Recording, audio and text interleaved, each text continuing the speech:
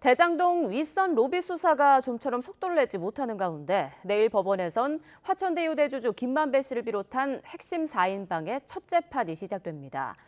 이들이 선임한 변호인만 40명이 넘는데요. 핵심 혐의인 배임죄 성립을 두고 검찰과 치열한 공방이 예상됩니다. 나혜인 기자입니다.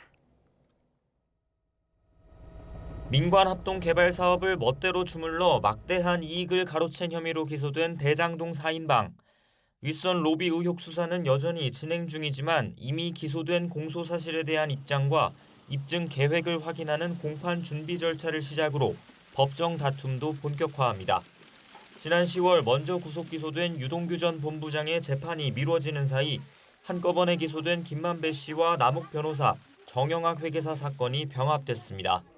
이들은 대장동 개발 당시 오로지 화천대유 이익에 맞춰 사업을 설계하고 성남도시개발공사에 최소 1,800억 원대 손해를 끼친 배임 공범 혐의를 받고 있습니다. 유동규 전 본부장은 그 대가로 김만배 씨에게서 700억 원을 약속받는 등 뇌물 혐의도 받습니다. 남욱 변호사도 대장동 사업자 심사에서 편의를 봐준 정민용 변호사에게 뇌물 35억 원을 건넨 혐의가 있습니다. 녹취록을 제출하는 등 검찰 수사에 협조해온 정영학 회계사를 제외하곤 모두 구속 상태인데 공판 준비 기일엔 피고인이 나오지 않아도 돼 변호인들만 법정에 출석할 것으로 보입니다. 4인방이 선임한 변호인은 모두 합쳐 43명. 이 가운데 김만배 씨 변호인단만 23명입니다.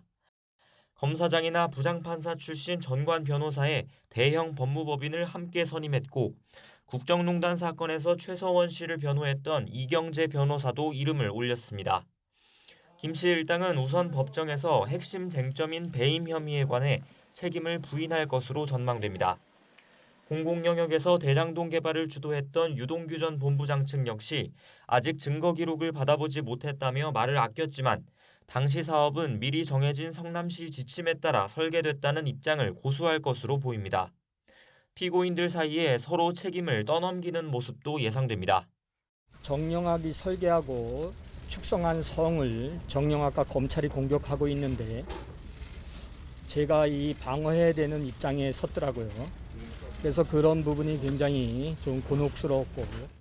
동시에 수사 초기부터 핵심 증거로 지목됐지만 신빙성 논란도 끊이지 않았던 정영학 녹취록이 법정에서 공개될지도 지켜볼 대목입니다. YTN 나인입니다.